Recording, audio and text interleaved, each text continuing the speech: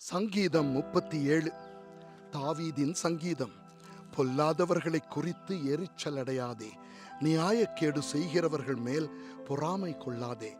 அவர்கள் புல்லை போல் சீக்கிரமாய் அறுப்புண்டு பசும் பூண்டை போல் வாடிப்போவார்கள். கர்த்தரை நம்பி நன்மை செய், தேசத்தில் குடியிருந்து சத்தியத்தை மேய்ந்து கொள். கர்த்தரிடத்தில் மனமகிழ்ச்சியாயிரு, அவர் உன் இருதயத்தின் வேண்டுதல்களை உனக்கு அருள் செய்வார். உன் வழியை கர்த்தருக்கு ஒப்புவித்து அவர் மேல் நம்பிக்கையாயிரு, அவரே காரியத்தை வாய்க்க பண்ணுவார். உன் நீதியை வெளிச்சத்தைப் போலவும் உன் நியாயத்தை பட்டப்பகலைப் போலவும் விளங்க பண்ணுவார். கர்த்தரை நோக்கி அமர்ந்து அவருக்கு காத்திரு. காரிய சித்தியுள்ளவன் மேலும் தீவினைகளை செய்கிற மனுஷன் மேலும் எரிச்சலாகாதே. கோபத்தை நெகிழ்ந்து உக்கிரத்தை விட்டுவிடு. பொல்லாப்பு செய்ய ஏதுவான எரிச்சல் உனக்கு வேண்டாம். பொல்லாதவர்கள் அறுப்புண்டு போவார்கள், கர்த்தருக்கு காத்திருக்கிறவர்களோ பூமியை சுதந்திரித்துக் கொள்வார்கள். இன்னும் கொஞ்ச நேரம்தான், அப்போது துன்மார்க்கன் இரான். அவன் ஸ்தானத்தை உற்று விசாரித்தாயானால் அவன் இல்லை. சாந்த குணமுள்ளவர்கள் பூமியை சுதந்திரித்து மிகுந்த சமாதானத்தினால் மன மகிழ்ச்சியாயிருப்பார்கள். துன்மார்க்கன் நீதிமானுக்கு விரோதமாய் தீங்கு நினைத்து அவன் பேரில் பட்கடிக்கிறான். ஆண்டவர் அவனை பார்த்து நகைக்கிறார், அவனுடைய நாள் வருகிறதென்று காண்கிறார். சிறுமையும் எளிமையுமானவனை மடிவிக்கவும் செம்மை மார்க்கத்தாரை விழப்பண்ணவும் துன்மார்க்கர் பட்டயத்தை உருவி தங்கள் வில்லை நாணேற்றுகிறார்கள். ஆனாலும் அவர்கள் பட்டயம் அவர்களுடைய இருதயத்திற்குள் உருவிப்போம், அவர்கள் வில்லுகள் முறியும். அநேக துன்மார்க்கருக்குள்ள செல்வ திரட்சியை பார்க்கிலும் நீதிமானுக்குள்ள கொஞ்சமே நல்லது. துன்மார்க்கருடைய புயங்கள் முறியும், நீதிமான்களையோ கர்த்தர் தாங்குகிறார். உத்தமர்களின் நாட்களை கர்த்தர் அறிந்திருக்கிறார், அவர்கள் சுதந்திரம் என்றென்றைக்கும் இருக்கும்.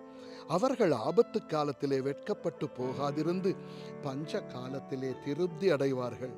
துன்மார்க்கரோ அழிந்து போவார்கள். கர்த்தருடைய சத்துருக்கள் ஆட்டுக்குட்டிகளின் நினத்தை போல் புகைந்து போவார்கள், அவர்கள் புகையாய் புகைந்து போவார்கள்.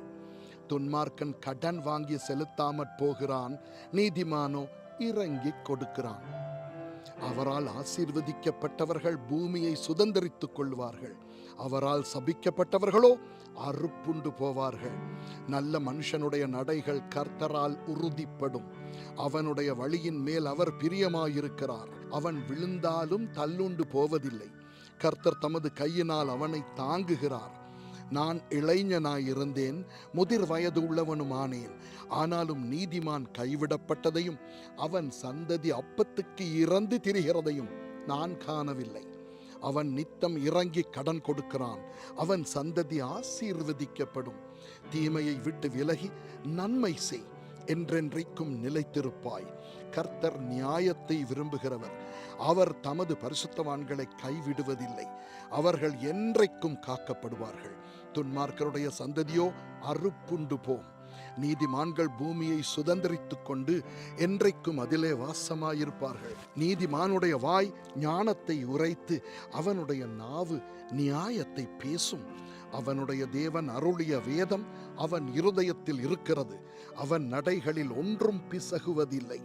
துன்மார்க்கன் நீதிமான் மேல் கண் வைத்து அவனை கொல்ல வகை தேடுகிறான், கர்த்தரோ அவனை இவன் கையில் விடுவதில்லை.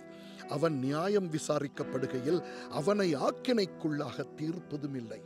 நீ கர்த்தருக்கு காத்திருந்து அவருடைய வழியை கைக்கொள், அப்பொழுது நீ பூமியை சுதந்திரித்துக் கொள்வதற்கு அவர் உன்னை உயர்த்துவார். துன்மார்க்கர் அறுப்புண்டு போவதை நீ காண்பாய். நீ கர்த்தருக்கு காத்திருந்து அவருடைய வழியை கைக்கொள், அப்பொழுது நீ பூமியை சுதந்திரித்துக் கொள்வதற்கு அவர் உன்னை உயர்த்துவார். துன்மார்க்கர் அறுப்புண்டு போவதை நீ காண்பாய். கொடிய பலவந்தனான ஒரு துன்மார்க்கனை கண்டேன். அவன் தனக்கேற்ற நிலத்தில் முளைத்திருக்கிற பச்சை மரத்தை போல் தழைத்தவனாயிருந்தான். ஆனாலும் அவன் ஒழிந்து போனான். பாருங்கள், அவன் இல்லை, அவனை தேடினேன், அவன் காணப்படவில்லை.